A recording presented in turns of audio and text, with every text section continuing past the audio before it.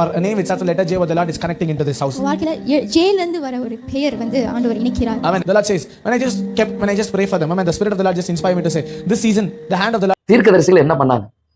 நம்ம புதிய ஏற்பாடுல பார்க்கலாம். புதிய ஏற்பாடுல நீங்க பார்க்கும்போது தீர்க்கதரிசிகள் செஞ்ச காரியங்கள் பார்க்கும்பொழுது அகபு வந்து தீர்க்கதரிசனம் சொன்னார். என்ன சொன்னாரு? இப்ப பஞ்சம் வரும், இதுக்கு ரெடி ஆகுங்க, பஞ்சத்துக்கு ஆயத்தப்படுத்தினாங்க.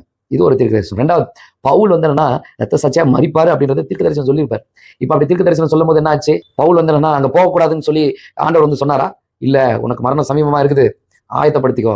இதுல அப்போஸ்தலர் 21ஆம் அதிகாரத்துல பிலிப்பு அவங்களுடைய 4 மகள்கள் வந்து தீர்க்கதரிசியா இருந்தாங்க. என்ன தீர்க்கதரிசனம் சொன்னாங்க? ரெக்கார்ட்ஸ் என்ன இருக்கா? தேவ வசனத்தை பேசினாங்க.